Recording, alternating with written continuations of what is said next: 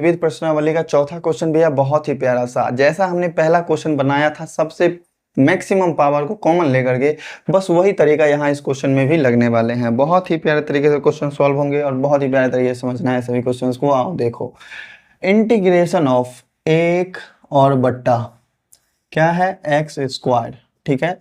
और ये जो एक्स स्क्वायर प्लस 1 है इस पूरे का पावर है 3/4। तो अगर हम कॉमन लेंगे भी तो इसके अंदर में ही कॉमन लेना पड़ेगा, इसे हम बाहर नहीं निकाल सकते हैं। तो इसके अंदर में ही हम कितना कॉमन लेंगे, एक्स का पावर 4। तो बचेगा क्या से यहाँ से 1 और प्लस में क्या बचेगा 1/x³, ये चीज़ ना बचेंगे। और फिर इस चीज़ का पावर कितना हो जाएगा 3/4, ठीक है। और integration with respect to x, कैसे कैसे कैसे। अच्छा, यहाँ एक में से x का पावर 4 कॉमन लिए तो नीचे में x का पावर 4 ही ना बचेगा।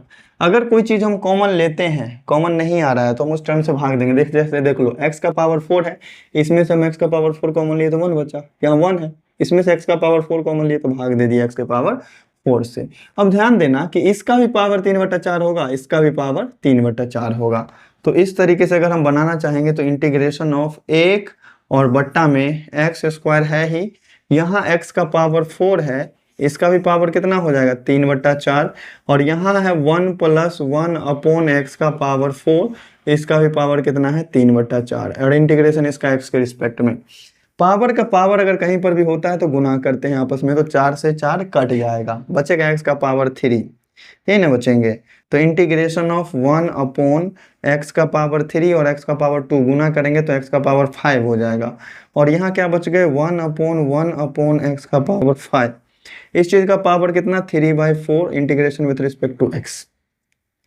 ये चीज़ अगर हम ऊपर ले जाते हैं, अच्छा है देख लो, 1 ब्रैकेट के अंदर में जो भी टर्म है उसका डेरिवेटिव निकाल करके देखो। Derivative of 1 + 1/x⁴, derivative with respect to x। 1 का डेरिवेटिव तो 0 होगा, बात खत्म करो। इसका डेरिवेटिव क्या होगा, x का पावर 4 ऊपर गया, x का पावर -4 हो गया, तो -4 x का पावर -4 का डेरिवेटिव करना है। तो -4 आएगा गुना में और x का पावर -4 में से 1 घटेगा, मतलब -4 और x का पावर -5 हो जाएगा।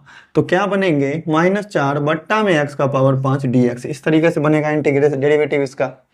तो जो भी टर्म है हमारे पास ब्रैकेट में उसका डेरिवेटिव है हमारे पास ऑलरेडी। तो हम क्या करेंगे, यहाँ से मान लेंगे, माना z = 1 + 1/x⁴। तो dz क्या बनेंगे अपने पास डेरिवेटिव इसका -4/x⁵ dx, इस तरह से। लेकिन हमारे पास 1/x⁵ है, dx ही है, -4 तो है ही नहीं, तो -4 को हम भेज देते हैं दूसरी साइड, तो डिवाइड हो जाएगा 1/x⁵ dx, इस तरह से।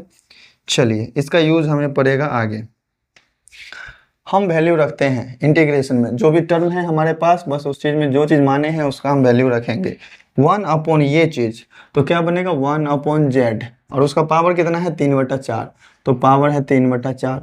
और ये 1/x का पावर 5 dx किसके बराबर है, तो -dz/4, तो ये हो जाएंगे -dz/4।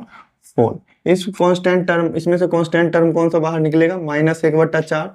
इंटीग्रेशन ऑफ 1/z का पावर 3/4 बचेंगे और dz बचेंगे।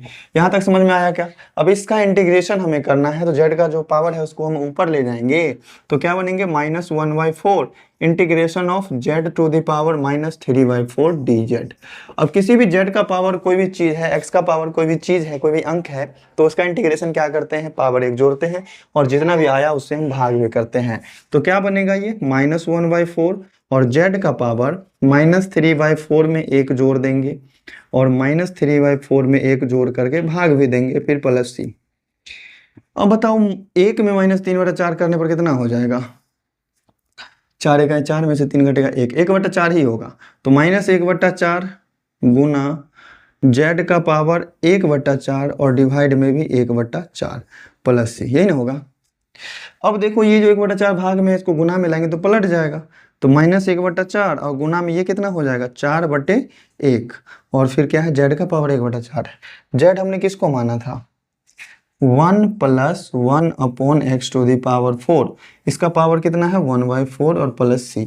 तो ध्यान देना यहाँ 4 से 4 कटेगा, बचेगा क्या अपने पास -1 + 1/x⁴ और इसका पावर 1/4 प्लस c।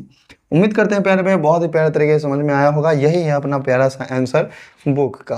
तो 4 नंबर क्वेश्चन को समझने में भी कहीं पर किसी तरह का डाउट नहीं है। अगर सारे क्वेश्चन समझ में आ रहे हैं तो चैनल को सब्सक्राइब जरूर करना, ठीक है। चलिए बढ़ते हैं अपने नेक्स्ट क्वेश्चन।